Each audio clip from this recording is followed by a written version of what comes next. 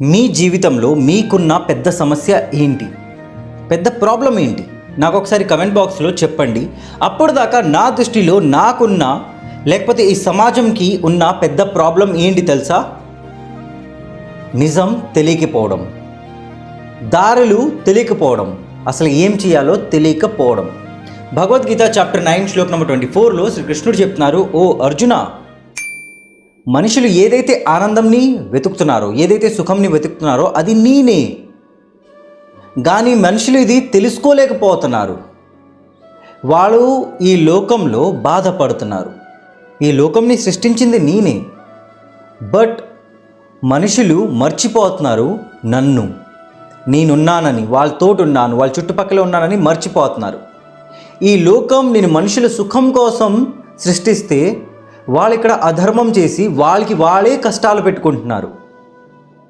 వాళ్ళు మర్చిపోయారు వాళ్ళకి కావాల్సిన నిజమైన సుఖం నా దగ్గర ఉంది, నాలోనుంది, నేనే అని. ఈ నిజం ఎవరైతే తెలుసుకోలేకపోతారో వాళ్ళు మళ్ళీ మళ్ళీ ఇదే లోకంలో పుట్టాల్సి వస్తుంది. చూడండి, ఈ శ్లోకంలో కృష్ణుడు మనకి ఏం చెప్పాలనుకుంటున్నారు? ఒక మనిషి జీవితంలో కష్టం అనేది ఉంటుంది. కొంతమందికి వాళ్ళ జీవితంలో కష్టం అంటే డబ్బులు లేకపోవడం, కొంతమందికి తెలివి లేకపోవడం, కొంతమందికి సమయం లేకపోవడం, కొంతమందికి హెల్త్ బాగోకపోవడం.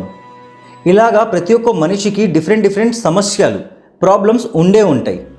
కానీ కృష్ణుడు ఏమంటున్నారంటే, ఇంత సమస్యని ఇచ్చిన నేను ఒక పరిష్కారాన్ని కూడా ఇస్తాను కదా. ఆ పరిష్కారం, ఆ సొల్యూషన్ ఇంకెవరో కాదు, నేనే.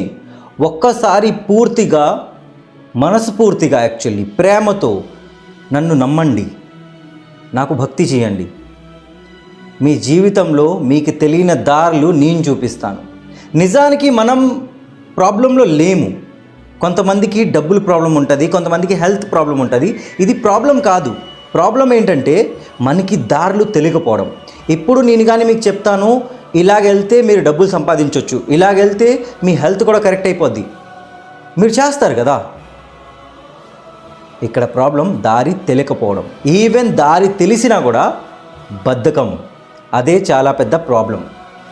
ఇది అర్థమయ్యేదాకా జై శ్రీకృష్ణ, హరే కృష్ణ, రాధే రాధే, జయ జగన్నాథ్.